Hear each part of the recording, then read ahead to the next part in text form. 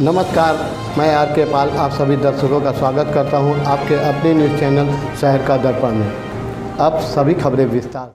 Anchor VO Lucknow में आज cooperative bank staff association Uttar Pradesh द्वारा आज आयुक्त एवं निबंधक सहकारिता कार्यालय परिसर में एक दिवसीय धरना प्रदर्शन किया गया। धरने का नेतृत्व राज्य अध्यक्ष बृजेंद्र स्वरूप सिंह ने किया। प्रदर्शन कर रहे महामंत्री एएन सिंह ने आरोप लगाया कि जिला सहकारी बैंकों के कर्मचारियों का लगातार शोषण किया जा रहा है और उनकी वर्षों पुरानी मांगों की अनदेखी की जा रही है। कर्मचारियों ने वेतन पुनरीक्षण लागू करने, पदोन्नति, बोनस और अन्य देयकों की समस्याओं के समाधान की मांग उठाई। वहीं धरने में मौजूद बैंक कर्मियों से अवकाश के दिनों में भी गैर बैंकिंग कार्य कराए जा रहे हैं। कार्यक्रम में विभिन्न जिला सहकारी बैंकों के करीब 150 कर्मचारी शामिल हुए। अंत में प्रतिनिधिमंडल ने आयुक्त एवं निबंधक को ज्ञापन सौंपा। आइए देखते हैं हमारे संवाददाता की एक रिपोर्ट।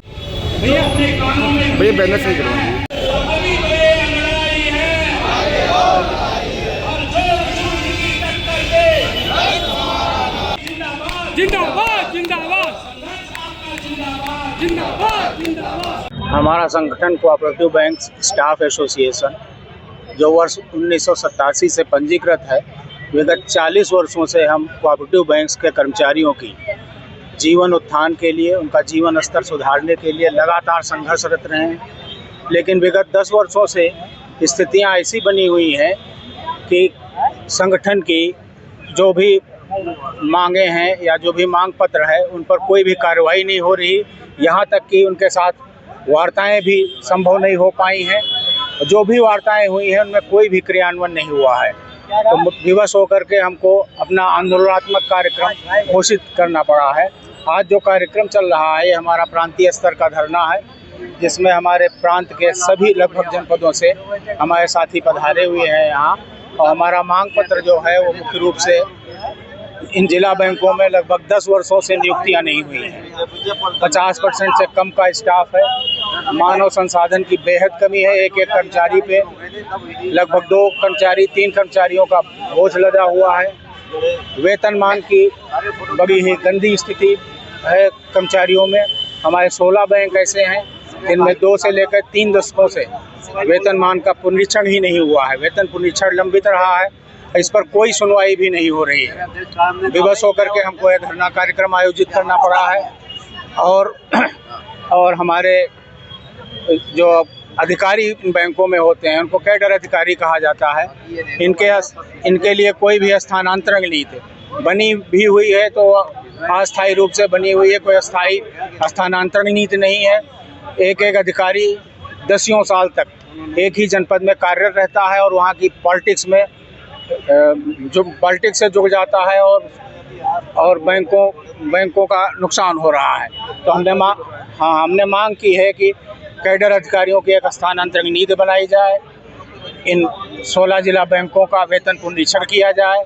साथ में हमारा 1/4/26 से कुछ बैंक ऐसे हैं, हमारे 9-10 बैंक जो 2021 का वेतनमान पा रहे हैं, उनके लिए 1/4/26 का वेतनमान वाजिब हो गया है। उनके कमेटी का गठन किया जाए और उस कमेटी में संगठन के साथियों को भी पदाधिकारियों को भी आमंत्रित किया जाए और उनसे वार्ता की जाए। उसके आधार पर नया वेतनमान सुनिश्चित किया जाए।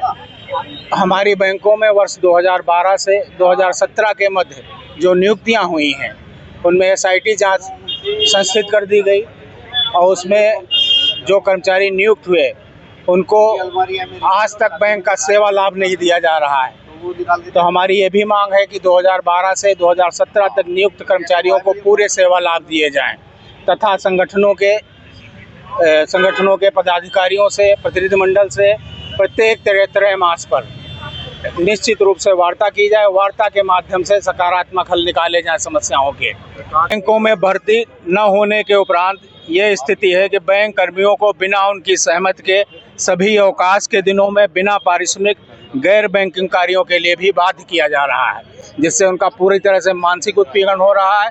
और हम इसको शासन प्रशासन का आपके समाचार चैनल के माध्यम से ध्यान आकर्षित करना चाहते हैं। हमारे धरने में लगभग पूरे उत्तर प्रदेश से लोग आए। हमारे 50 जिला बैंक हैं, इसमें से अधिकांश बैंक हमारे यहाँ सम्मिलित है धरने में। लगभग ये 100-125 साथी हमारे यहाँ उपस्थित हैं। ये आपकी मांगे अगर नहीं मानी जाएगी आज जी, क्या रणनीति है? हमारी रणनीति यही है, अभी तो हमारा ये आंदोलन का प्रथम चरण चल रहा है। अगर हमारी मांगे नहीं मानी जाती, इनमें कोई सकारात्मक समाधान की दिशा में विभाग अग्रसर नहीं होता है, तो हम अपना दूसरा चरण घोषित करेंगे। तो ये हम अपनी बैठकों में ही निर्धारित करते हैं कि हमारा दूसरा चरण किस प्रकार का होगा। तो जो भी हमारा संगठन निर्धारित करेगा उसकी हम घोषणा करेंगे, बाकायदे उसकी नोटिस जारी करेंगे।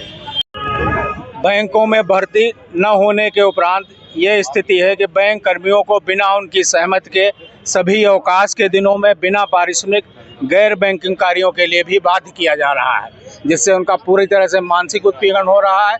और हम इस ओर शासन प्रशासन का आपके समाचार चैनल के माध्यम से ध्यान आकर्षित करना चाहते हैं। मत होइए कंफ्यूज, देखते रहिए शहर का दर्पण न्यूज़, क्योंकि खबरों की नब्ज पहचानते हैं हम। फिर अगले बुलेटिन में मुलाकात होगी, तब तक के लिए नमस्कार।